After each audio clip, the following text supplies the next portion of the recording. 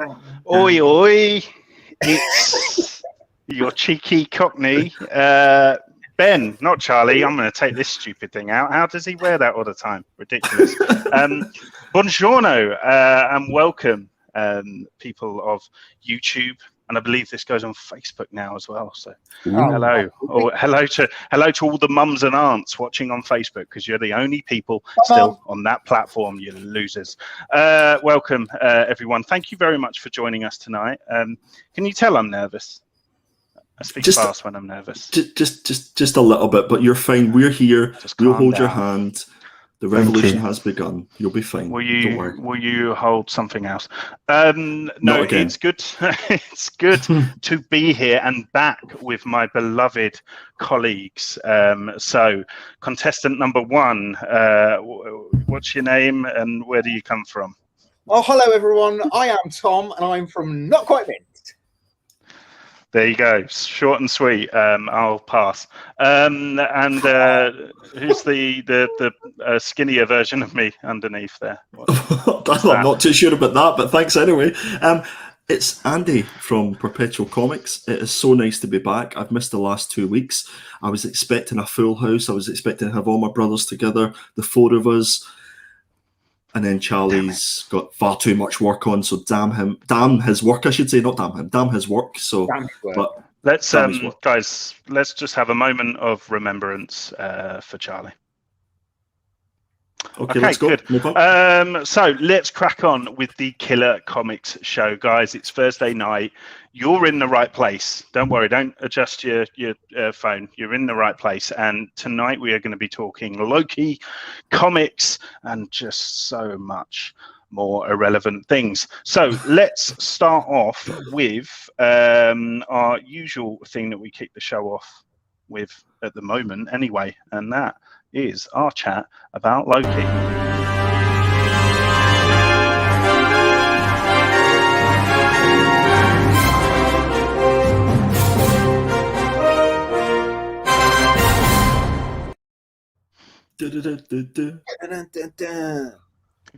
Whoever made that intro, I say it every week, but it's absolute gold. Available for commissions.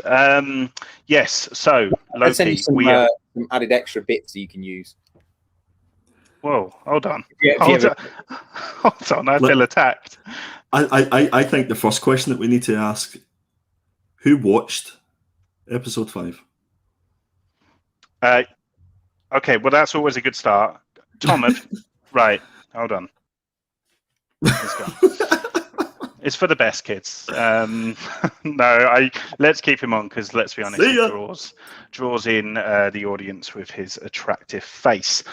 Before we go ahead, you can again tell I'm nervous and don't have a clue what I'm doing, because we haven't actually addressed the chat. And I think that's tradition, isn't it? Charlie usually does that before he even introduces us, the panel. That is true. He puts the chat first.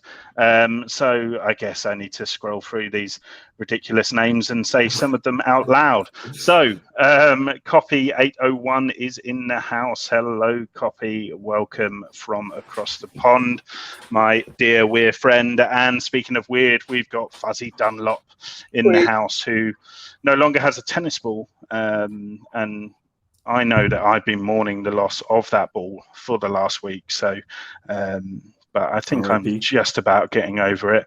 And we've got Hydra Collectibles here as well. Hello, Hydra. Speaking of fuzzy balls. It's almost like Hydra Collectibles is a friend that I've asked to be in the chat tonight to support me.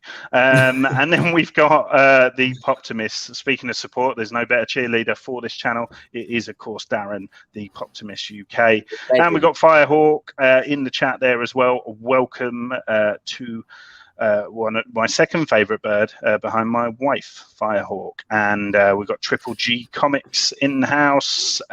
We got Jeremy Holt in the house, ladies and gentlemen. This, of course, is the esteemed writer of Made in Korea, which we will be talking about shortly which basically means now Jeremy has to sit through our drivel until we actually get to talk about his comics. So let's maybe leave that to the end of the show and keep him in suspense on a string. Welcome, Jeremy. Thank you very much for joining us. It's an absolute honor as always. We've got Keep It Comics, welcome, and we've got Mr. Butler in the house as well, and I think I've covered all grounds there. I ignored a few people, but that was intentional. Okay, so oh god, how do I get that down? Get down. Okay, welcome everyone. Oh, and lastly, Geek Driven as well. Hey. Okay, so that's the admin done. Ben, breathe in, out, breathe. It's okay. You're okay. There's so many. Do you know what I didn't even do, guys? Boom. Oh well. Lights on. I knew there was something wrong. Are they going to be really annoyed for you using their electric like that in that department store that you're in? Good. Get it out your system, guys. So basically, before we came live on air, these guys have been ribbing on me saying that I look like I'm in the dressing room. I expect someone to pass you a T-shirt or something through that curtain. Look, guys, joke's on you because I am banned from dressing rooms and have been since the early noughties. Right, okay, Loki. So, Tom, you have not watched it. Is this correct? I'm quite happy for you to spoil it. I'm cool with that. Well, good, because we're going to anyway. Going to. Guys, big spoiler warning if you have not caught up yet with... Oh, that works a lot better when there's only 3 of us. If you've not caught up yet with Loki, spoiler warning, because we will be going into this deep. Andy, you've watched it, right? Surely. I have watched it. I was just looking at Tom there and I was thinking, why didn't he have spoiler warning written on his top? That would have been awesome. Mr. Trick there. There we go. All right, put it away. Put it away, Tom. Easy now. So, initial thoughts then, Andy, just as a kind of overview of your thought of this episode, and it will be interesting. Andy's not been on the show for the last couple of weeks, so it'll be interesting to kind of see where you're sat with the series in general at the moment. No, definitely. So yeah, the last couple of weeks that I've not been on the show, I've been watching and listening with intrigue to what you guys say. I know that Ben, you're super passionate about Loki, and I absolutely loving life at the minute with it. And I think it's a solid, entertaining watch for me. I think my expectations were so high getting into it that I didn't know what was going to quench that anticipation, I guess. Did you like that? I've been away, guys. I am back. Can you just say the word quench again? Quench. Oh. Yeah, I think you need to put me full screen for another quench, but no. No, please don't. Yeah, good, because I don't know how to do that. He's like, there's a test. But yeah, no, I think it's been pure fan service. I think every episode has at least 1 or 2, maybe even 3 Easter eggs that people are actively looking at.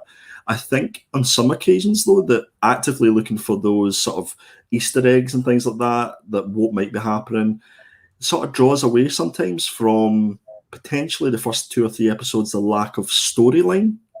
I'm just throwing it out there. You could definitely tell that it was a COVID shot TV series because it's very much Loki and Lady Loki together. There's like 10, 15 minutes of them chatting. They were on the train and things like that. I think this episode was the biggest fan service for me. I think it ramped it up big time. I'm sure we're going to go into some of those Easter eggs and some of those things I'm sure everybody saw that we saw. But I can't believe it's only 6 episodes. 6 episodes. Like this is the turning point now. This is like it's got to end in a crescendo. And I think the last episode they'll go all in and we will be left waiting for more. But overall, I've really enjoyed the series. I thought this episode, which we'll go into a lot more detail, was a solid episode. And it's just pure fan service, guys. So, Tom, how dare you not watching it? To be fair, I am busy. Yeah. So, what, have you got like a life and work or something? What? Am I right in thinking that Tom Hiddleston said that episode 4 and 5 are his favourite 2 that he shot? I'm sure I read that somewhere. That those are his 2 favourite episodes that he shot out of the whole series. Yeah, I think he did build up a bit of hype around those episodes, and I think this episode was that it's still. I don't want to use the word filler because I don't think that's fair. I think it was. It very much felt like the prelude to a finale, but that's good in the sense that I still think we're going to get value for money in that finale. We don't know who's behind everything yet. We've still got that reveal to come. And, the impatient fanboy in me kind of wanted, to see who that person was in an after credits or right at the end of the episode. But I'm glad they didn't because, we are there for the final episode now and all in. I think the relationship between Loki and Lady Loki, or Sylvie as she's known, has obviously developed again another stage. And I'm intrigued to kind of see how far they go with that. I'm not going to get graphic, but it will be interesting to see how far they take that. And I'm absolutely okay with it being a love interest. Like I think I said last week that if anyone was going to, fall in love with himself, it's Loki. So I think it kind of works perfectly. And I just love the whole kind of theme that's running along this whole series, that ultimately Loki is bettering himself by, interacting with different elements of his personality, and each variant is almost like a heightened version of part of Loki. It's like, for me it would be like, there's that variant that's the egotistical one, there's that variant who's the self-conscious one, there's that variant that won't stop eating. So it's been fun to kind of see all of the different Lokis, and I have fallen head over heels in love with old man classic Loki, Richard E. Grant. Oh my gosh, this episode just and again, I know we've got spoiler warnings and stuff up, but I don't want to kind of spoil something massively, but let's just put it this way: he has a really kind of awesome moment, like visually absolutely stunning, like as superhero and epic a moment as you could possibly kind of get. Oh yes. It's just a little house. And I've fallen head over heels with it. Again with the Easter eggs. I think like the setup for this show means that you can shoehorn in so many Easter eggs and some ridiculous things as well, and get away with it because it suits the setting.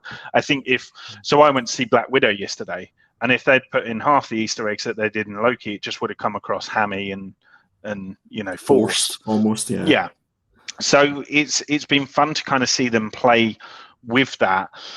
My worry for this finale is that my expectations as a fan is going to be higher than what actually happens. And I think I was guilty of that in WandaVision. So for most of WandaVision, I had these grand, dreams of Doctor Strange coming in at the end and like taking down the wall and saying like, Wanda, stop it. And, it never happened. And I loved the whole kind of Agatha thing, but I think ultimately my expectations were maybe more epic than what actually happened. But is that not the beauty of the Marvel universe? And I think that the creators of these TV shows, that's the reason why they don't just put them all out at the same time and they put them once a week. It's so that the fans will build up a storyline and build up the anticipation for that next episode. So I think there's no doubt that the next episode is never going to meet anybody's expectation because everybody's expectation is so different. And unless it's Mephisto, I'm out. I'm out. We did have a Firehawk throw up at Mephisto there. There was always going to be one, wasn't there? Luke here, these Disney Plus shows are like tie-in comics. They don't necessarily need a climactic end. They are a tool to add additional structure to overall story.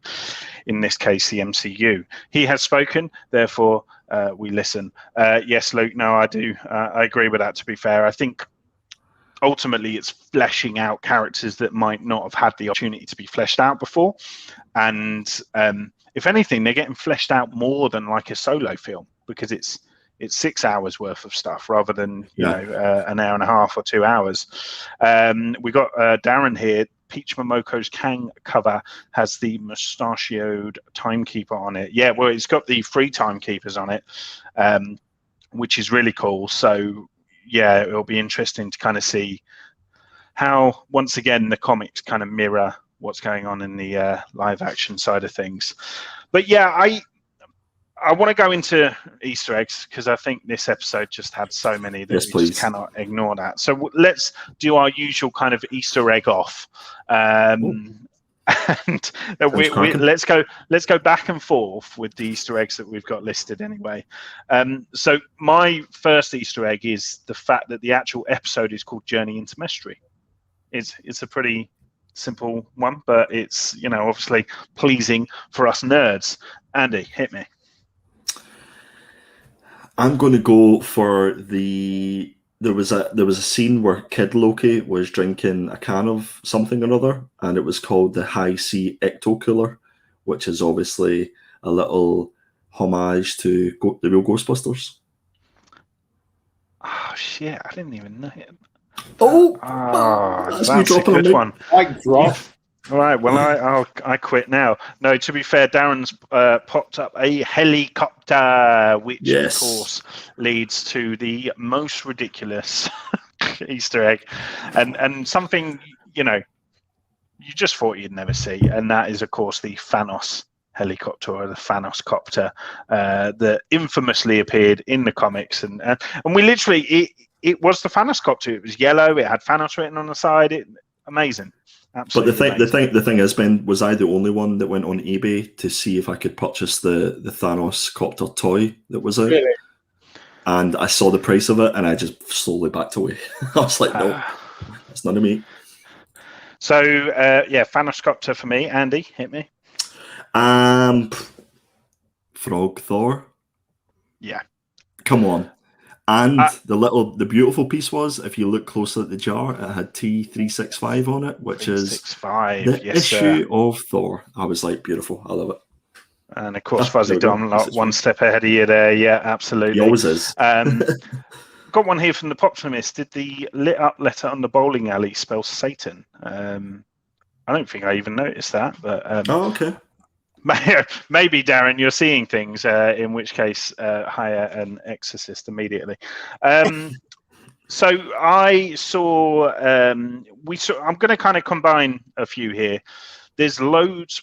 What's fun with this series is that they've kind of used the mysterious happenings as an explanation for kind of infamous conspiracy theories that have been around for years. So of course we have the DB Cooper thing being the kind of the most highlighted one, but this had all sorts. So you have the Mary Celeste, potentially that shit was the Mary Celeste.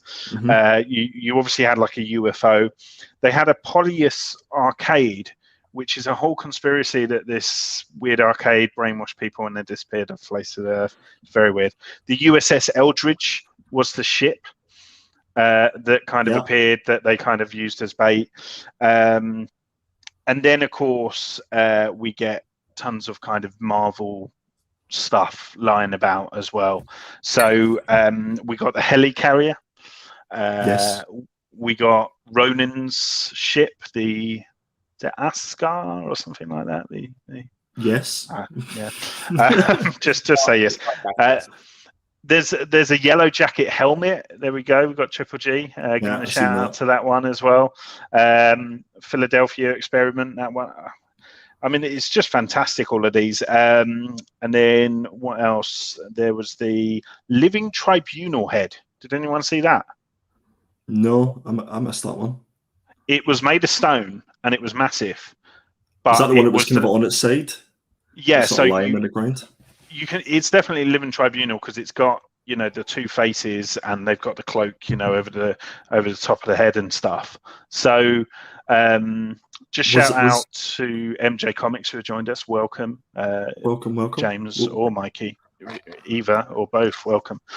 So that was very interesting, I think, because there's lots of links to them and Kang and Fantastic Four storylines and things like that. So, and the building at the end, who is ever pulling the strings, is going to be inside of that is, I think, like an infamous like Nazi like place where they stayed, where like dictators tend to go.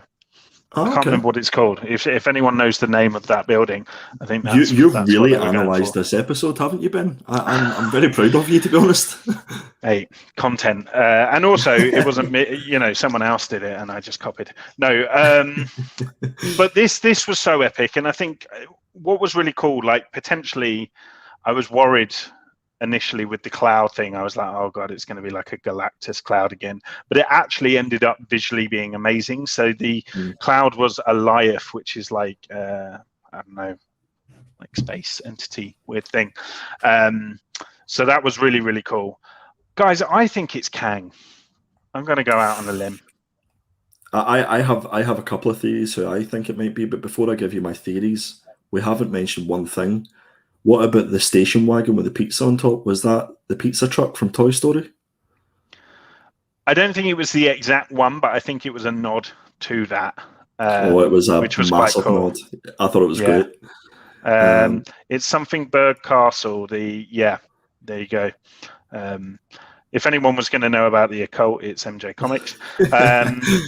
Geek-driven, saying Red Skull. He's on about the plane. The plane. Oh, okay. Yeah, I didn't notice that one. Ah, man. They keep coming, didn't they? Amazing. I just love this. Like, it's incredible. Like, you think the level of detail that the creators have gone to just to have, guys on the internet talk about it. Fantastic. Go on, Andy. I want to hear your theories then. So, I have a couple. So, my throw-out theory there is it's Miss Minutes is the creator. My issue with that is how, like, it wouldn't be Miss Minutes. Someone would be controlling Miss Minutes. It's like an AI, and I think that's maybe where we'll tie in the AI to Iron Man, and we'll get his AI back in the MCU, and it'll all be like the battle of the AI. Okay, yeah, very interesting. And I guess that would lead into the fact that the Timekeepers were androids as well. That's what I think as well, what MJ said. Well, interestingly, I think that's my next theory was that it is another Loki, but I think that other Loki we've already seen in the show, and I think it's the guy who walked around collecting all the he took Loki's knives and things like that, and he puts them away and stores them, and then obviously had a drawer full of Infinity Stones. So I think he's another Loki. He's a Loki variant, and I think potentially he is the guy.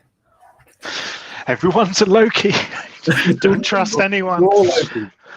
And I guess like it would be a massive kind of like, I think that would just be such a fun, not a troll on us as fans, but it would be such a kind of fun thing that literally this whole thing was Loki. He has access to all those Infinity Stones.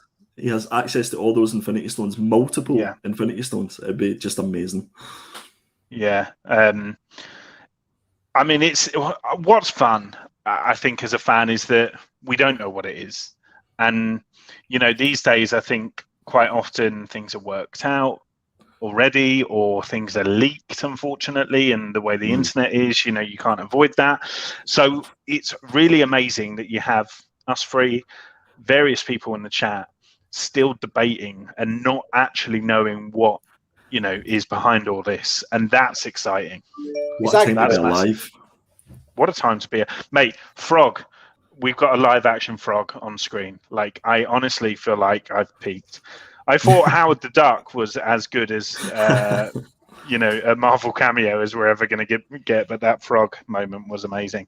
And protect alligator Loki at all costs. That's what I've absolutely. See when he bit off his arm, and I just thought that was a nice little nod to Star Wars potentially. Oh yeah. Hilarious that Vote Loki was essentially just a kind of walk-on role as well. Like everyone kind of thought that was the main Loki and it was going to be part of the plot, and it was literally just a variant sort of thing. And but a really nice way to nod the comics. Yeah, exactly. But that's their expectations again. I think they set us up for a fall. So I think in this next episode, they've been setting us up over 5 episodes for a fall. And that's why I think it could be something completely wacky, like, you know, the guy that collects all the gemstones and artifacts. Absolutely. Does anybody remember his name? What was his name? I can't remember. Loki, what wasn't his it? name was. The Collector. The Collector? No, the guy that went about with the cart, the young boy. Jason? No, can't remember. Somebody will know. It's Loki, yeah. Everyone is It's Loki. really Agatha, I'm telling you. It's Agatha from WandaVision. It was Agatha all along. along. Yeah. Guys, I have that on my playlist and I don't care who knows. Right, so we're going to move away now from Loki. I don't think I've got anything else to add unless you guys do, but it's absolutely incredible. I think they've really kind of smashed this series, and I think it's captured the imagination of fans and neutrals alike. I think, like, my wife's watching it, and you know, I don't think she knows what's going on, but she's loving it. Like, I think visually and with the acting and stuff, she's really enjoying it. So that's cool. I think we are joined by Phil Nerdiverse. Here he is. He swings in and then off, but we'll put him on the screen nonetheless. Hello, Phil. Sorry, Tom, go on. I think it's a really good show personally, but I think what shows it's an amazing show is my missus does not really have any influence or enjoy any of the Marvel stuff. She kind of just watches it because I do, but she actually is making me not watch it without her. Oh, nice. Oh, that's big. She's loving it so much. I cannot watch it without her, which is why I haven't seen it. Excuses. You could, like, I watch it twice. I watch it like literally 8 a.m. I refresh like that. I work from home, so I refresh at 8 a.m. watch it then, and then watch it again with my wife. So technically Ben watched it for you, Tom. But when I watch it with my wife, I watch her watching it and go, keep watching. Watch this bit. There's a frog dressed as Thor. Watch. You see the helicopter? No. So yes. Spoilers. Spoilers, MJ. Look, it's on the screen, man. What's wrong with you? Okay. Welcome anyway. Right. So let's crack on and actually talk about comics, because that's what this show. That's what comics? It says on the tin. That's what it says on the tin. I guess that's what we got to give the audience. So let's now, you'll have to bear with me on the technical side of things, gentlemen, because I don't know what I'm doing, but let's try and get up. Just stare through the curtain and see if Dorothy's there to give you a hand. You know what? It's funny you say that. One, because Dorothy's my daughter, and two, because her first birthday is this weekend, and the theme is happy Emerald birthday. City. So now that I know these look like curtains, and I'm actually dressing as the wizard. Yes. So, oh my goodness, yes. It's all fitting in nicely, mate. It's all meant to be. Can you see that? No, you can't. Yeah. We can see something. We can see the hole they're in. Yeah, it's probably not good. What's that right there? It's like that's not your porn subscription, mate. No, it's all work stuff. That's the problem. Hold on, let me. I'm just... Speak amongst yourselves. Look, you can tell, you can almost see that Ben is starting to perspire. He's like, "Oh my god, what's going on? I can't show my porn folders. Delete, quick. I can just do my entire screen, right? There you go. Yo, that'll do. You should be able to just share that one bit, mate. Well, I can't. So cool. This is how it's going to go. this is it. That'll do. That'll do. You get the point. Okay, so week 26 then. What we are doing, if you have missed the last couple of weeks, is we are now reviewing comics from a week ago. That way you've got a full week to kind of catch up on what you want to read, and if you don't want to read it, then you would have read it by now anyway. So spoiler warning though, if you weeks and weeks behind your weekly books. So the first one that we are going to look at is Better Right Bill, and I have to say it in like a heavy metal singer's voice, because this is the most metal comic book ever. Of course, we've got the main cover here from Daniel Warren Johnson, who does write and perform the art for this book. And then we've got the 1 in 25 incentive by Declan Shalvey. Any others? No, that's the next book. So I'll leave that up there. So, Better Ray Bill then. I'm going to come to you first, Tom. Talk to me. Talk to you. I loved it. I thought it was great. I mean, I think it's a really good it's not a hard comic to follow at all. And I just think it's a really cool kind of one you could read at night if you're not, too bothered about the story. But I really enjoyed it. I think the artwork is great. I think it's really gritty. I really liked it. And I liked that it particularly covered some of Bill's kind of bad experiences. I thought that was quite nice that it does that. And I like the relationship between him and the robot. I think that's pretty cool. That's kind of building really nicely. I really liked it. I'd definitely say this was a killer, not a filler. Nice. He's gone straight in for the grading, and he has graded it a killer. I'm going to quickly weigh in as well. I've got to say as well, I'm happy Charlie's not here because I know that he hated this book. So luckily his opinion is not going to be valid today. I am loving this series. Honestly, this is probably the most fun I'm having. Yeah, that's the best way to describe it, isn't it? It's a fun book. Exactly. Yeah, and it's kind of, I think the joy and the fun that you get from it is what Marvel and DC, the top two, should be aiming for. Because they are the superhero books, and they are ultimately a lot more sillier than the indie books. And I think Better Ray Bill kind of knows itself and has fun with it and kind of points fun at itself where it needs to, but it also progresses the story in kind of really kind of kick-ass ways and surprisingly emotional ways as well sometimes. I think it's giving a huge amount of character depth to Bill that we might not have had before. So this issue we actually get to experience what haunts Bill. So that was a really kind of interesting insight into his character. Yeah, the continued weird relationship with Scuttlebutt that is now a living kind of robot rather than his ship. But of course, if a ship could talk, like who knows you better than something that you've are you saying kind of ship? Lived on.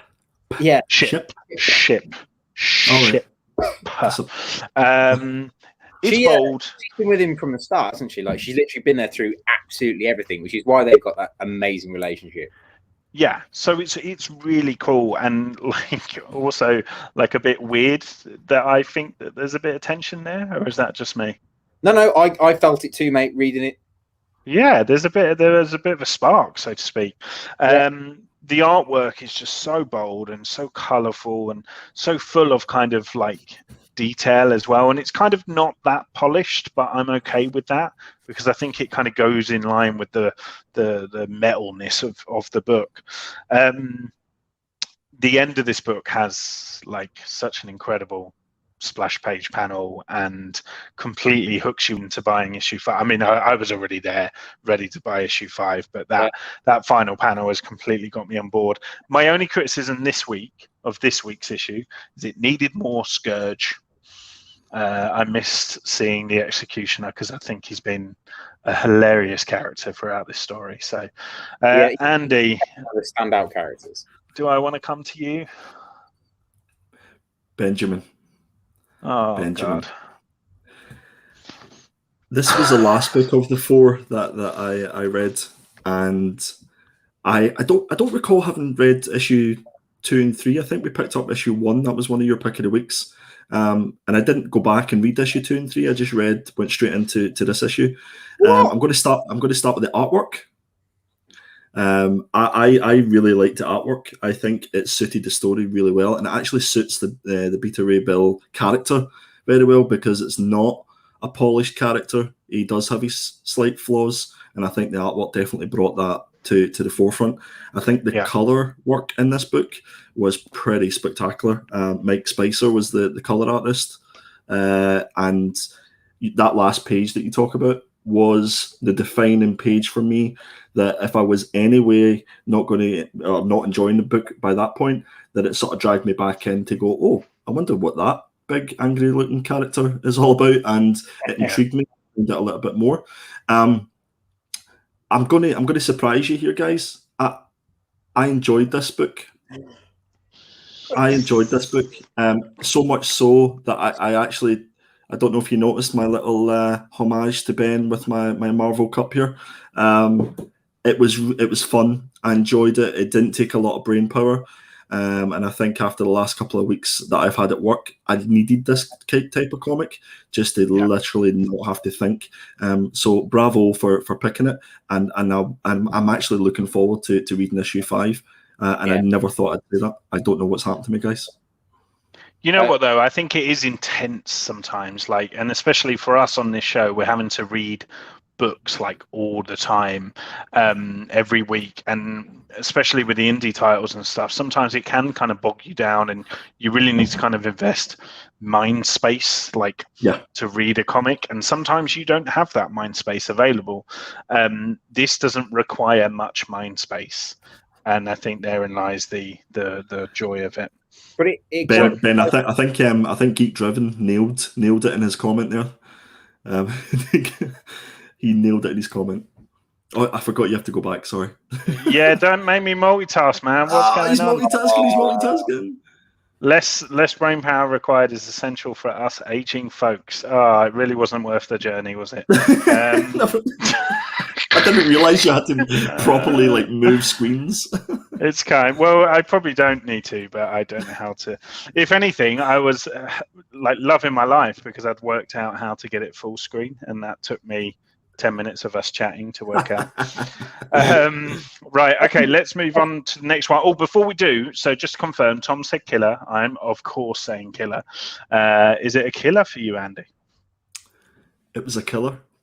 Boom. Full house. Across the board. Thank Full house. God Charlie's not here. Okay, let's crack on then with crossover issue 7. So of course you've got the main cover here, the Chip Zdarsky cover, and then you've got the Bedus exclusive variant there, and the Spider-Man No More homage dress variant. Is that it? No, there's more. There's cover D, which is the 1 in 50 incentive. And then you've got the Hal Laran exclusive and the Derek Chu and Kao Ngu CGV Singapore exclusive. Boom. That's cool. What is that, like? You only get it in Singapore, or? No, I did, mate. Yes. I did kind of like that cover, and then the more I looked at it, the more it kind of bugged me a bit. Yeah, there's a lot on it. Like, there's a lot going on with that. A couple more as well. You've got the incentive, which is basically a sort of, virgin variant of the cover A. And then you've got one of my cover choices from last week, the Dark Knight Returns homage variant, and another incentive there as well. And I think is that it? Spoilers. Yeah. Spoilers. So let's have a look then at crossover issue 7. So I'm going to kick things off with this one. Now, so you've got Chip Zdarsky sort of penning this, and then Phil Hester on the artwork, Andy Parks on the inks, and Dee Cuniff on colours. It's a great kind of side story that offers like a humorous kind of dark humour, tongue-in-cheek kind of side story to what Donny Cates has been doing on the main crossover run. And I think what's nice about it is it doesn't, for me, it didn't feel like it kind of interfered or tried to sponge off any of what Donny Cates has been doing. I really felt like this was its own thing, but set in that kind of, if anything, it helped Donny Cates because I think it's kind of fleshed out the wider universe of what the world currently looks like with everything kicking off that has been kicking off in crossover. It was probably the most meta comic I think I've ever read in my life. It was like being meta about that time that he was meta. So that was cool, and I just think Chip writes so smoothly. Like his character speech just flows so perfectly. I always get through a Chip Zdarsky comic like that because it just reads so naturally. And yeah, I just haven't stopped thinking about spooning myself since, to be quite honest. So Andy, what were your thoughts on this? I thought this was a really smart comic, a really intelligent way of doing things that I don't think I've actually seen before, and I don't know why I expected anything less from Chip. For me, I dropped this book from my subs after 6. I sort of got to the point where I was like, I think I've had enough, and I read this digitally. And to be honest with you, if I thought that this was going to be what I was going to be expecting for the next arc, then I'd probably keep it going. I like the idea of we're thinking about a crossover universe and characters in that, but this book sort of made you realize that there's an opportunity here for crossing over from writers and artists into different books, because this is effectively what Chip Zdarsky's done on this one. Will we, and we're already seeing that with the, Hulk and Venom and all the writers crossing over into each other's books. I just think it's a really cool concept, a really cool idea. Chip is one of my favorite writers, and I think this, if you've never read a Chip Zdarsky book before, I would highly recommend that make this your first one. It will not only make you go and seek out more of his work, but it'll actually make you go and read the last 6 issues of Crossover. And I think from a Donny Cates perspective, I think he's absolutely nailed it here. And it would be interesting to see what will happens before the next arc. Will he get another writer in, or will he bring back Chip? And it will continue this story that we've read, because I'm intrigued to see what happens to Chip with Chip, if that makes sense. But this was fantastic. There's a lot of rumors going around. I think that the next one will be like another writer, like Brian Bendis or something, doing his version of a side story, and that would be really cool. So I'd kind of welcome that, but yeah, I'd also welcome like a continued story about Chip Zdarsky, or what's his real name again? I can't remember. It's written there, isn't it? So just to give a bit of context, guys, if you haven't read this, basically Chip Zdarsky, who has started now calling himself by his real name, is kind of gone into hiding because comic book writers and creators and stuff are being hunted by whatever's come through the void in the crossover stuff. And anyway, he gets rescued when he is trying to be taken out by something or someone, but he's rescued actually by himself, which is a version of himself that appeared in, am I right in saying Sex Criminals, guys? I think it's an issue of Sex Criminals. So when I said earlier about it being meta on meta, like back in Sex Criminals, he did a whole meta thing where he appeared within the book, and yeah, it's that character then meeting the real him, or not the real him, so it's bit of a mind mess up there, but I loved it. Tom, like in terms of the artwork and stuff, do you think it supported the story well? I think so, mate. I think it worked really well, to be fair, the artwork. I really liked it from start to finish. I thought the way that kind of, it almost like it didn't need some of the dialogue. The way that he drew it, you could pretty much guess what was going on. But that also comes down to Chip Zdarsky's writing, because the way he's written it is obviously the artist has interpreted it so well that, like, when he's like spooning on the bed, you can see that it's all about the fact that Chip doesn't feel safe, but now he feels safe because he's got Chip to look after him, and that's kind of cute and nice, and the way it's drawn and the way I was completely drawn in on this book from start to finish. Like literally, I've enjoyed the first six issues, but this was really refreshing. And like Andy said, having that kind of bringing in the crossover from exactly that point there. I honestly think that panel will go down in history. Yeah, definitely. I mean, I would like to spoon for myself, to be perfectly honest. A much more better version would be great. But you'd be fine because you haven't got a massive belly. I'd hate to spoon myself because that belly would just be like rubbing against my back. It would be horrible. Yeah, you get the more positive version of yourself who wouldn't be bothered by that and would just give you a good old break.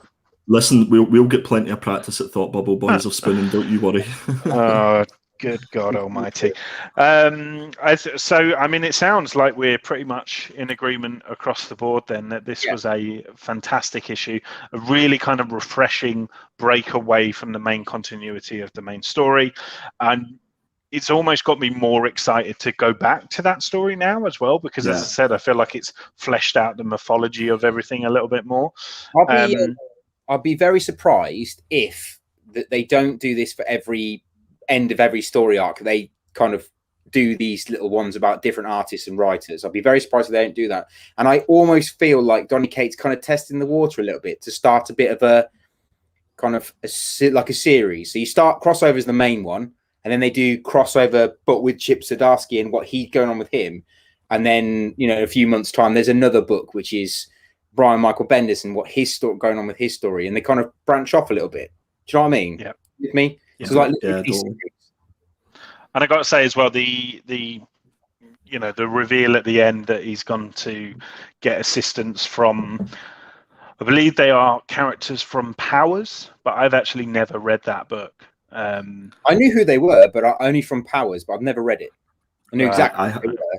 I had to Google. I must admit, I had to Google to find out who they were. I had no idea. But again, like, you know, Johnny Cates has done that throughout crossover. It's made you Google stuff. It's made you go back and maybe pick up the first issue of some obscure ass characters. Like, and I almost feel after this, I kind of wanted to go and read Sex Criminals to kind of experience what had happened the first time round. He wrote himself, and Powers as well. I know nothing about, so I kind of need to look into that as well. So for me, guys, it's a killer. Andy, killer. Tom, killer. Oh, killers across the board. Ding, ding, ding. There we go. 3 out of 3, 2 out of 2 so far. So very good. Right. Okay. So things might take a turn now. Andy, this is your choice, so I'm going to hand the floor over to you, sir. Yes, please do. Thanks, Benjamin. So, Parasomnia from the fantastic Cullen Bunn and art by Andrea Muti, I think is how we're pronouncing that. I hope I've not butchered that. Where do I start with this one, boys? I'm probably going to need a lot of help. The end, hopefully. The end. I had to read this 3 times, guys, to first of all understand it, and to try. I actually read it twice and then went to read the little synopsis that was on previews to have to try and sell the book, to try and understand it, and then read it for a 3rd time. And it was only after that 3rd time that I sort of got a little bit of a glimpse as to what it was trying to do. This for me was a real, like, where Beta Ray Bill was an easy, enjoyable, fun book to consume. I think this one was a real challenge. It was a real chore to get through, and it was almost like it was trying to be too, like, what's the word I'm looking for here, Ben? Help me out here. It was like too out there. It was jumping back and forwards. The start of it was really intriguing. I was looking forward to it when they got maybe the first 2 or 3 pages done. You know, you're meeting this character who is a kind of a down and out homeless guy who basically is getting picked on by 3 gentlemen, and they basically kick him in the head and pour a drink over him, and then all of a sudden it stops and it goes into what is olden days is the best way that I can describe it. And those 3 characters, the olden days, because I sound like. I was going to say, can you be more? Olden days. Can you be more historical about that? Give us a back in the day, of the year, or back in the day. See the guy on the horse, round about those days. You know, round about those days. And those 3 characters that were basically beating this guy up have turned into like old ogres. And what it took me 3 attempts to read this to find out that this was effectively a dream that this old guy was having when he was knocked out. And it was just so complicated. It was so convoluted. And I was so disappointed because Cullen Bunn has been knocking out the park with some of the stories that he's been doing so far. And I feel as if I'm letting everybody down, because this has been 2 books in the last 2 episodes that I've been on, which I've really hyped up and I've been really looking forward to. And for me, this was just too difficult to enjoy. And I'm sorry, guys. For me, it wasn't even a filler. It was a binner. It was filling the bin. Benjamin. Oh, complete tosh. I mean, it was so hard to follow, as you said. Like, I just felt like it was really jarring, and the artwork again. It was that kind of artwork that it doesn't come across as stylized or kind of. It just came across as I don't know, unfinished. I just didn't really know what the clear focus point was, and it just wasn't clear. You know, you said about the dreaming and things like that. It just wasn't clear. So I kind of immediately got my back up, and once that happens, I then kind of zone out a little bit and you know, find myself skimming by the end of the book because it just hasn't engaged me in it anyway. So unfortunately for me, it was a hard binner. Do you want the bad news though? I'm after actually reading it 3 times. I'm intrigued for issue 2. No. Yeah, well, you know, you'll be the only person. And I think I might choose it just to annoy you. Tom, what did you think? I'll be sick that week. I might go with a bit of a shit sandwich. Oh. So I thought the story was like you said, really jarring. I thought it was over convoluted. I think it was Colin Bunny. I like him as a writer. I think he's great, but I think he's tried far too hard to make this so complicated that you've now got to read all of it, any other issue, to understand what's going on. And it's obviously, I think it's going to be one of those kind of series where you've got to read them all to understand what happened in issue 1. And it's like a longevity writing thing. So I get that, but it's not for me. However, I didn't mind the artwork. I thought it was okay. I mean, I could get behind the artwork of this. I thought it did fit the fact that it was really kind of all over the place. I thought that was really kind of nice that the story was all over the place. The artwork was all over the place. It kind of matched up, which, like you said, Andy, does kind of give it that dream effect when it comes to his when he's the persona of that character, which is in back in when they used to hold up carriages. The olden days, I think, is the term you're looking for. Yeah, the olden days, Tom. Come on. But unfortunately, it is definitely a binner for me, and I will not be reading issue 2 because it just didn't make sense. There you go. Shit's out. Well, you know, it's binners all round, which is sad, but it does mean that we have agreed 3 times tonight, which is lovely. This is what happens when Charlie's not here. What's going on? Exactly. It's almost like it was. There's a nexus. This is our nexus. branches. Oh shit. Okay. So we have, of course, Jeremy Holt in the chat tonight. Unfortunately, I'm really bad at multitasking. Haven't really quite worked out the technical side of things, so I can't kind of get people up on the screen at the moment. Please do, if you got any questions for Jeremy, pop them in the chat, and in a moment I'm going to kind of come in and see if I can prop them up and see if Jeremy can reply in the chat. Hopefully we can get Jeremy actually back on the show. He did make a cameo a couple of months back. Hopefully we can get him back on the show in person at some point in the future, Jeremy, if you'd like to do that, so we can have a nice in-depth chat about his amazing work here. So this is issue 2. And for me, it just felt like a really kind of intimate insight into the alienation of difference. So good. In society. Like, you know, like, and that can be a number of obviously different things, difference in general. I felt like it was a real kind of study of how that looks, how that makes you feel, observing that, or how you might actually feel kind of experiencing that as well. And sadly, it felt like Jeremy was speaking from experience. It felt very tender, you know, the way that this was written, and the way that some people were kind of treating our lead character in school and things like that. So, you know, it just felt like Jeremy kind of got that. He got those exchanges and how they kind of play out. Really kind of cool as well.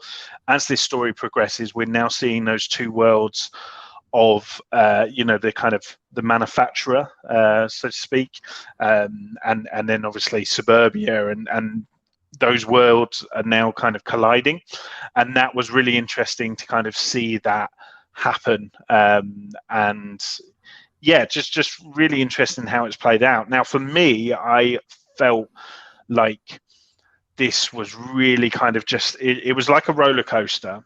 It was like the beginning of a roller coaster, Space Mountain or whatever, where you're going up. And I felt like this whole time I was kind of going up. I was enjoying it, And I feel like this next issue, we're gonna go on a ride, and that's very exciting. Like, I'm almost anxious as well that it's potentially going to be very dark as well.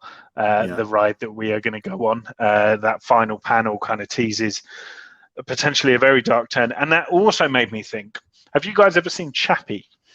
Yes. Neil Blomkamp. Yeah, it reminded me of Chappie and how Chappie's kind of manipulated and turned into a weapon and all that stuff. So, that was my initial thoughts. What about you guys? I loved it. And I just think that I love the fact that this is just a 3-person team.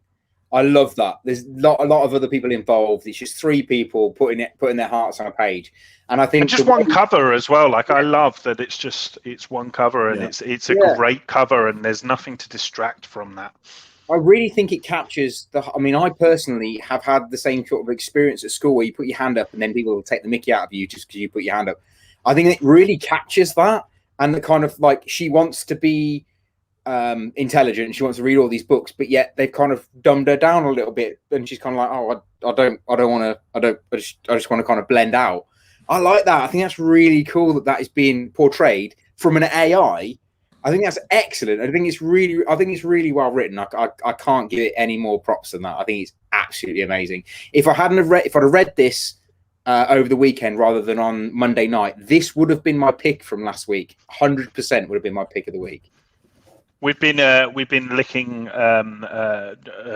Jeremy Holt's bottom, but I think it's worth giving a big shout out to George Schall on our, and Adam Wallet as well on the lettering, because I think the feel of the book is really kind of helped by their style as well, and everything just feels so kind of clinical and bold and clear cut, and I think that kind of fits in with the AI theme of the book as well. So big shout out to those guys too. Andy, I know you were a big fan. Go on, sorry Tom. When we were saying earlier about Beta Ray Bill being a fun book to read and not too hard to kind of get your head around, this is a nice in-between book from it isn't too hard to get your head around, but you do have to think. But it's still a fun book to read. Do you know what I mean? I think you can go both ways with it. Yeah. I think you can sit there and be like me and be like, oh, it's an intimate insight into isolation and the themes of, you can do that, or you can just kind of take it for face value, which is a really kind of cool, gripping sci-fi story. I think you're absolutely right with that, Tom. Andy, you were a big fan of the first book. This one live up to your expectations? What can I say? The anticipation was real for this issue.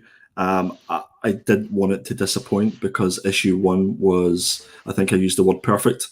It was perfect.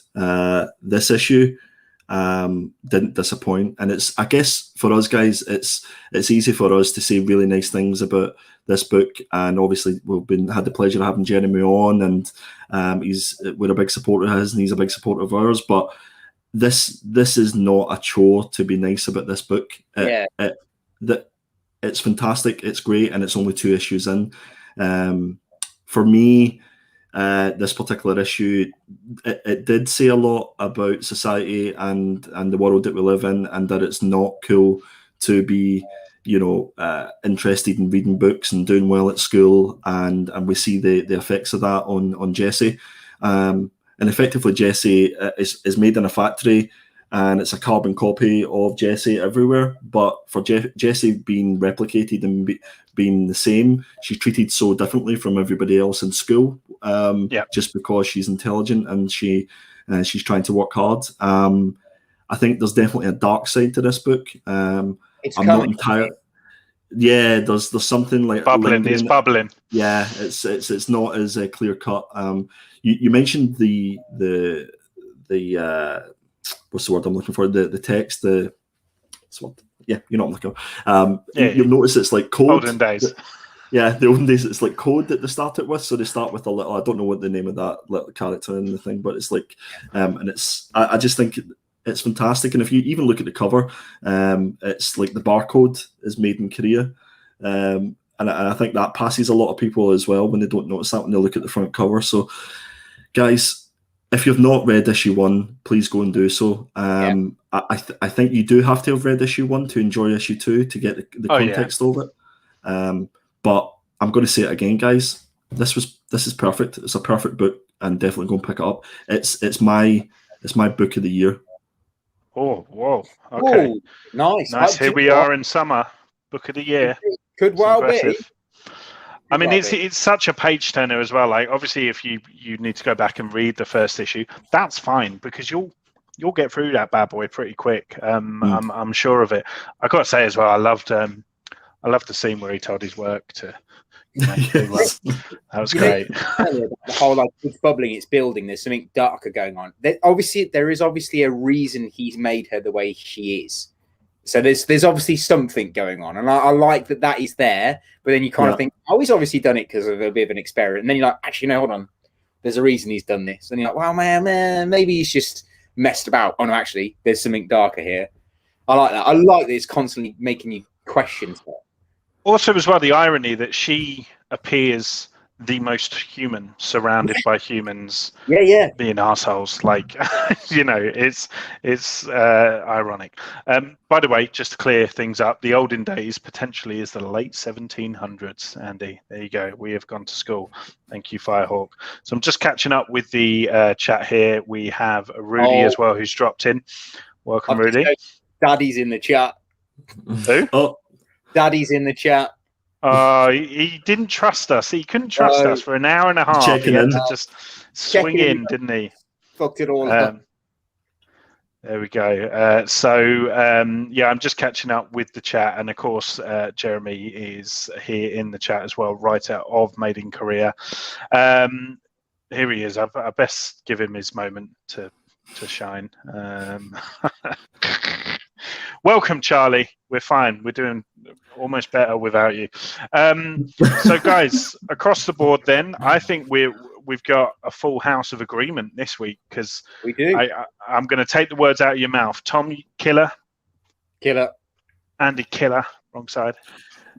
It almost feels that saying it's a killer isn't enough for this one because we gave the other ones a killer. This was top of the tree killer for me. Top of the tree killer? Well, like someone jumping down from a tree? Or can you imagine if you had a big tree in the olden days? This is not just a killer. This is not just a killer comic. This is a mass murdering comic. Mass murderer. There you go. Yeah, no, it's killers all round. It's a really fantastic book. I cannot wait for issue 3. I'm also very nervous to see what kicks off in issue 3. Jeremy, serial killer is a good one to use. Once again, thank you so much, Jeremy, for your support of our show. And we're just kind of happy to gush about your book anyway. Hopefully we can get you on either when issue 3 comes out or issue 4. It'll be great to have you back on, and we'll try and set some time aside and have a nice in-depth chat about everything.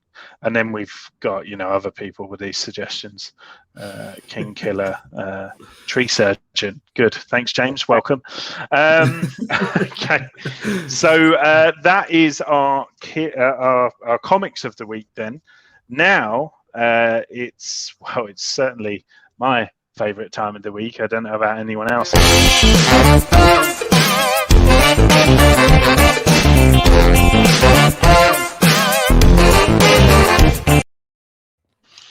Hey, it's Crampton's covers time. Yes, this is where I will pick my top 3 covers of this week's books.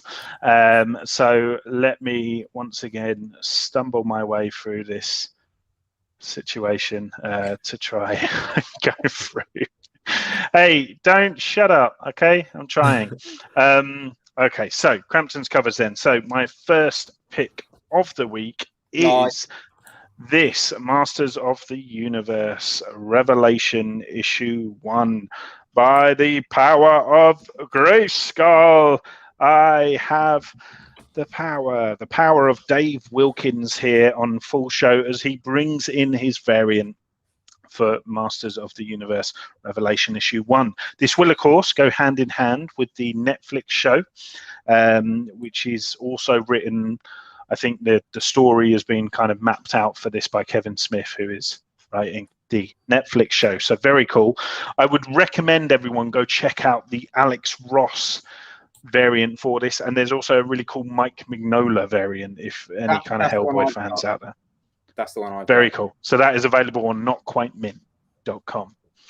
My God, we went an hour without plugging Not Quite Mint. That's poor. I was trying not to. I was trying my best not to. No, it's I need to do better.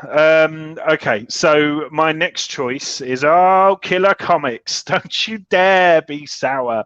Clap for this Raza variant and feel the power. It's the New Day, power of positivity. Yes, it is. You won't understand any of that, Andy, but it's basically Ben, are you okay, Ben? Is Ben okay? Ben, still with us? Look, wrestling fans will get it, okay? And to be fair, I should have committed more. I should have shouted that, but I can't because my baby's asleep. But anyway, he's inside a department store. Exactly. I'm inside Primark. I can't. There's someone just in their knickers behind this curtain. I can't draw attention to myself. Raza nails it for me every time. He specializes in this kind of ultra realistic thing, and for me as a wrestling fan, like, it's so cool to see his version of Kofi Kingston, Xavier Woods, and of course Big E here with an extra helping of Bootios, pancakes and unicorns. So this was a must pick for me. Moving on now to my final cover of the week, and that is mate, I've got to get my hands on these bad boys. Friend of the show, David Nakayama, who has beaten 140 other variants that are currently out there for X-Men 1. It features Rogue in a gorgeous kind of negative space variant, and it brings all the sugar, I've got to say. These are called color bleeds. Is that what the term is now? I don't know what the kids. No, I'm just saying that's what he told color me. Bleeds. They're called color bleeds, yeah. Color bleed variant. I'll never get bored of this look with that little brown jacket. Like, I absolutely love it. It takes you straight back into the 90s and watching Fox Kids. So I'm a big fan. It's not even the only color bleed variant that is out there this week for X-Men 1 as well. There's also a J. Scott Campbell Rogue. Thank you, Andy. Yeah, it's a beaut. So this will be cheaper, mind, than the J. Scott Campbell option. So it won't be, Ben, because this is an unknown comics exclusive. So you have to get it from the States or from Not Quite Mint. NotQuiteMint.com. There you go. I really should have slapped your logo everywhere. I say it like I did the hard work. Charlie still did all the hard work today, guys. This one you will only be able to get from unknown or limited edition. They'll have it. There you go. So that's my covers of the week. Now, we haven't got an intro for the next feature because someone put the wrong music on it, and we got tell everybody about that, Tom.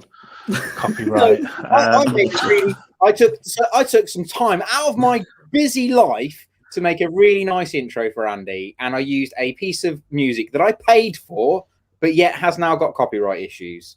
So, boo-hoo. One more and we're out. Just got to say, obviously with the WWE reference, I may have lost some people, but there are wrestling fans out there, guys. Look at this love. Xavier Woods trumpet, you wouldn't get that, but I do, and I love that. Thank you very much. Thank you, everyone. Firehook's coming around to the idea now. There we go. Is WWF not to do with the pandas and wildlife? WWE, sorry. Who said F? Come on, that's 20 years too late. 20 years olden after. days. Is that the Yeah, olden there, days? there was a big law. 1700s, Andy. Yeah, that was before the lawsuit that made them have to change everything. Was still standing. Yeah. Hey, he's still standing on something. Right. So yeah, we don't have an intro for this next segment, but it is Andy's indie picks. I don't know how. Does it have a name? Like a more catchy name than that? I think you just said it. Andy's indie picks. Andy's indie picks. The killer indie picks. There you go. That's there we go. That's Perpetual's like killer. Perpetual killer. Okay, wow, yeah. Nice. So, sir, you have the floor, and I will be guided by your speed. My speed. So, killer indie picks, and this is for next week. So, this is an opportunity for you to go to your LCS and pick them up. There's a lot of good indie books coming out next week. Beyond the Breach, issue number 1 from Aftershock Comics. This is from the writer Ed Bryson, and the artist is Damien Cuchero. That's how I'm going to pronounce his surname. Apologies if I have butchered it. Commit. I'm committing.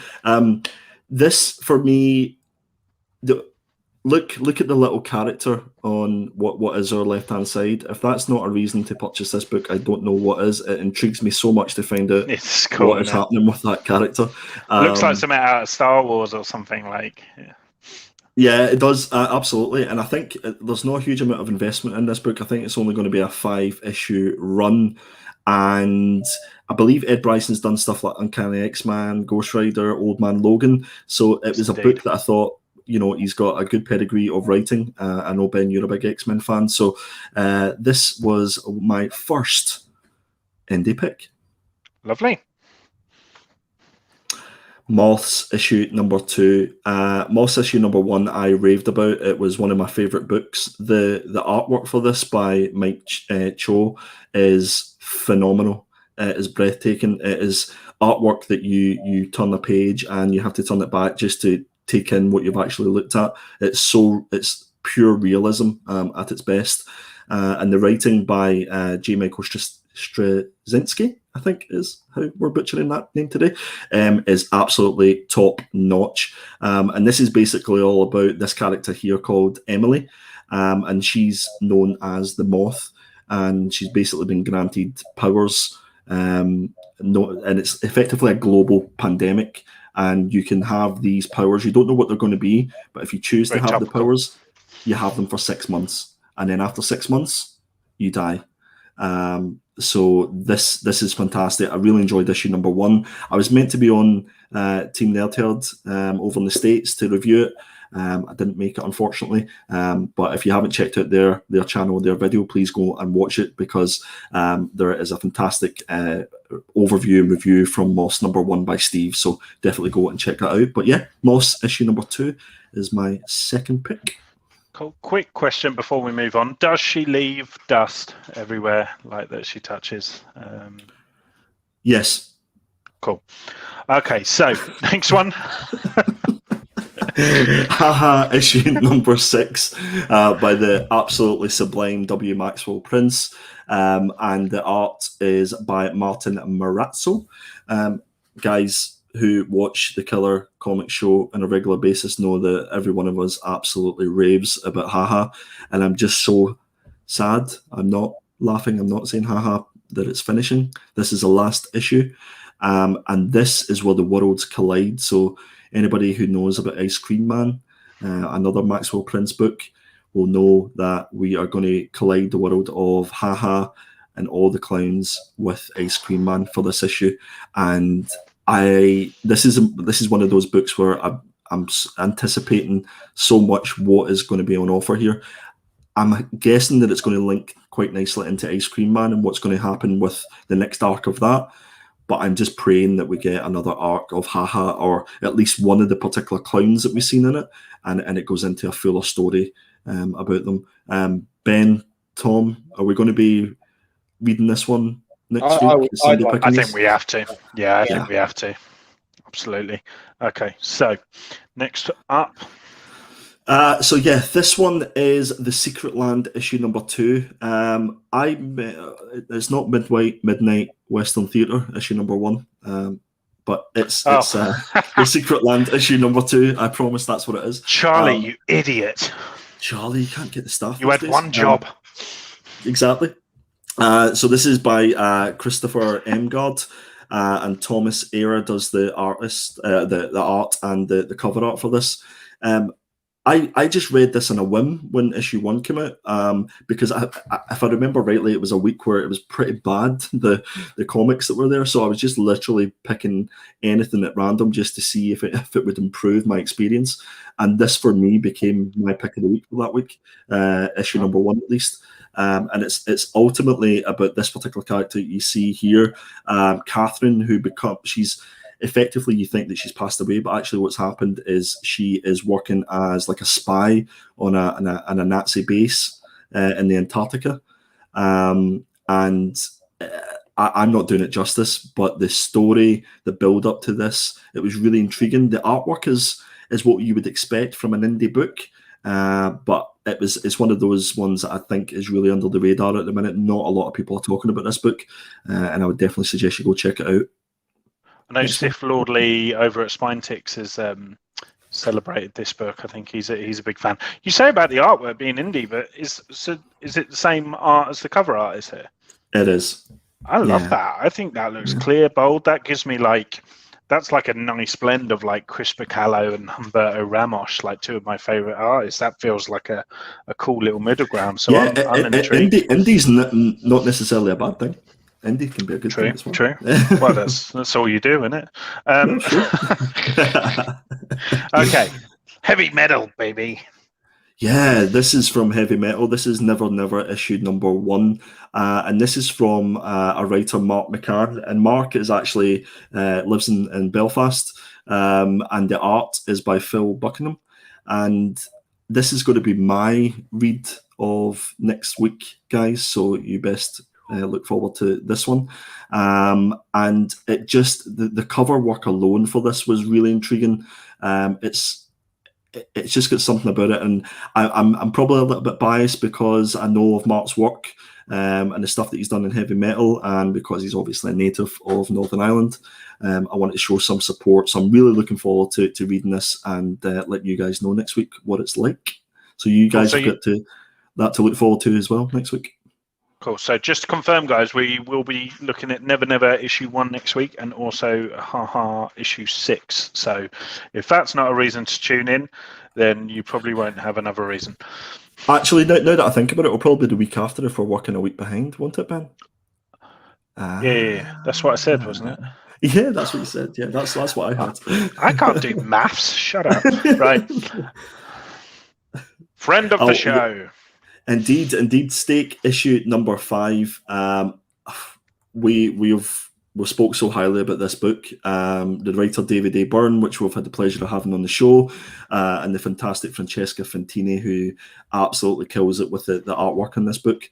I don't recall if this is the final issue, if this was just a 5-issue arc. I don't know if you boys remember. Do you? I think he's got a lot planned, but I don't know whether this is the end of the arc. I can't remember. Right. Okay. So I'm assuming that this is the last issue, and if this is the last issue, then this is hopefully when we'll find Angel, and she's obviously trying to track down Ashwin, and I think this is where everything will come to a head, and it'll build up to whatever David is planning for this next arc, which he was alluding to when he was on the show. Can't wait. Yeah, can't wait. I mean this series is it's a riot. It's ridiculous, but in all the best kind of ways. A must for any Thang fan. Yes. Okay, is there any others? I think that might be it. I hope not. It is a hit, pal. I got nothing else. What else you got to talk about? Is that it? I haven't. Yeah, no, that is us. That's if there's anybody who is looking at books for next week, let us know. Is there any books that we've missed? It doesn't necessarily have to be indie books. Any recommendations that we should be looking at? Oh, I see. Here we go, guys. Speak of the devil and he shall appear. There we go. Oh, I see what happens. I have 2 weeks off, and my section gets busted. Does it? Is it for Tom, Benjamin? we've got 10 minutes to go. Chill out, pal. I'm all over the timing. Sorry, that's my favourite comment of the whole night, the olden days of wrestling. There we go. Call back. Okay, no, Tom, it's your time to shine, my friend. We are now heading over to Tom to give us a update on what is going on over at notquitemint.com. Not quite what I meant, to be fair. Oh, I normally do my keys bit, don't I? But obviously, it's been sacked off from the show. no, you didn't have anything ready. I didn't. No one told me I needed to do anything. Tom. He doesn't watch Loki. He doesn't have his killer keys done. Right, and it's our fault. And yet he's still down there whinging. All right, shut up and tell us about your shop. What's going on? So yeah, Not Quite Mint is there. Please go and check us out. We are doing regular comics now, so you can get pretty much anything monthly from us now. The September pre-orders are now up. You can get 20% off the shop. What a handsome man. Until the end of Sunday, as a celebration for England getting into the final. If you use the words "It's coming home," all capitals, and no spaces, you'll get 20% off absolutely everything on the shop, even the pre-orders, and everything we've got in back stock, and the crates and all sorts. The crates are having a little bit of a change coming up. So they're not going to be monthly crates. They're just it's going to be like an issue number. So we're going into issue 4 of the crates, which will be halfway through the year. Yeah, cheers, mate. Thanks. Thanks very much. So yeah, basically it'll be a case of there'll be 40 crates, and then once they're all gone, there'll be a prize. You'll get a CGC. You'll also get a chance to be sending your own books off the CGC. And there'll be a special comic in there as well. So yeah, check all that out in a couple of days' time. Fabulous. Thank you very much. And if you want to appreciate how damn good those crates are, then you can head over to my channel, Attention Seeking Geek. It is on ice at the moment, the channel, but I felt like I'd go out with a bang. So my most recent video and kind of final video was an unboxing of a Not Quite Mint crate. So do check that out, and it will give you a good flavour of what kind of things you could expect from the thing. Yes, Andy, we see you there.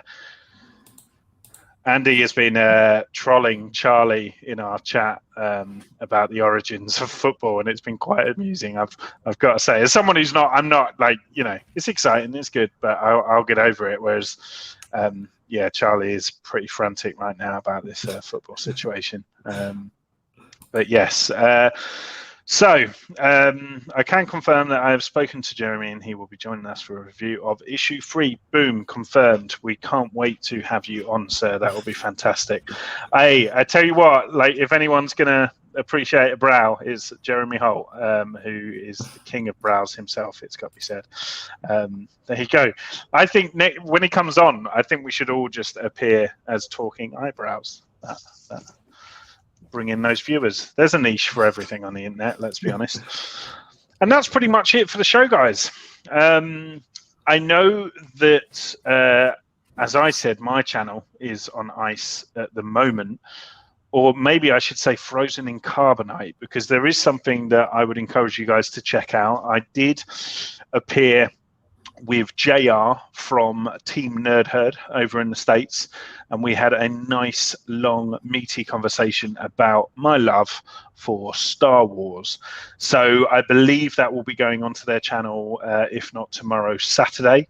So please do check that out if you get a chance, and go and check those guys out anyway. They do fantastic kind of weekly haul videos, reviews of kind of specific books, and also just kind of chatting about the ups and downs of the comic market and what's kind of going up in value and what's trending and stuff like that. Very, very cool stuff. Andy, have you got anything anywhere going on? No, you can find me on Instagram at perpetual.comics. My channel is in Carbonite. When I say Carbonite, it's closed. There's no longer going to be any more Perpetual Comics. So YouTube. Darren's here at Poptimus. It's the new trend, guys. Shut your YouTube down. It is, absolutely. So I'd just like to take the opportunity to thank everybody who did subscribe to my channel and who did watch it. I know I was very impromptu, but that ship has since but sailed now, and you'll just need to find my ugly face on Killer Comics. As we hit 612 subscribers, we're going towards that 650 mark, and please, if you haven't already done so, please go and subscribe, share it with your friends, and let them know. We have After Dark, Killer Comics After Dark, our first After Dark show on July 31st. That is going to be at 11 p.m. British summertime, and we're going to go until the wee hours of the morning. So please make sure that you tune in for that. But no, that's me. Go check me out on my Instagram, please. Thanks. And Tom, have you got anything going on No, the shop stuff at the moment? Not Quite Mint is the same. We've gone dormant on our YouTube because I can't juggle everything. So basically, we're just doing the shop. Well, I'm doing the shop. Yeah, so it's literally just notquitemint.com now. We might end up doing some unboxings and stuff on Not Quite Mint, but I'll obviously give you the heads up here first. So, yeah. Fabulous stuff. I've got to say, it's been absolutely horrible hosting. I don't think I want to do it again. I'm quite happy just to return. Ben, how do you think we feel? My role of just sitting in front of the camera. I think we even got sacked off this week. And talking. It's very hard to multitask. So a massive shout out to Charlie and all the incredible work that he does behind the scenes on this show, because I don't think sometimes you can really appreciate that until you experience it. But it has, of course, been fun, and it's been amazing having you guys, the Not Quite Mint, the Killer Comics crew. But let's take a minute, Ben, whilst mix your words up. Let's take a minute to appreciate Ben for stepping into what isn't an easy job, and thank you for steering the ship. And I'm sure I certainly appreciate it because the show went ahead tonight, and I'm sure the people that were in the chat and watching appreciated it. So thank you. No problem. We will be here, guys, every Thursday without fail, whether it's Charlie, a variant of Charlie, me, a variant of me, Andy, a variant of Andy, or Tom, or a variant of Tom. We will be here in some shape or form every Thursday at 9 p.m. BST. Please do join us on July the 31st for Killer Comics After Dark at 11 p.m. BST. It will be a nice, long, birthday, big stream. It is also my birthday, if you needed another reason to join us for that show. Squad come out the day before? You are? Yes, it is. Suicide Squad comes out the day before. Oh, what a time to be alive. What a weekend that will be. You're welcome. And it's going to be a open invite as well, guys. Like we want to see some new faces here on the screen, so please do get in touch with any of us on Instagram, and of course we will get that arranged. It's going to be a nice long evening, so if you've got kind of any fun ideas or features or anything like that, then please do get in touch and let us know, because we'd love to have you on. And because it's happening so late, hopefully we get some people from across the pond as well joining us. So that will be nice, won't it? Nice. American UK relations. It's always nice to get that going, more than what it is already.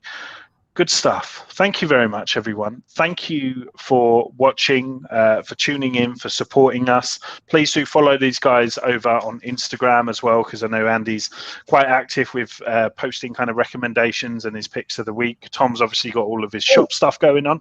That's actually reminding me. There is a new thing coming to notquitemint.com. We're going to be doing the Killer blog.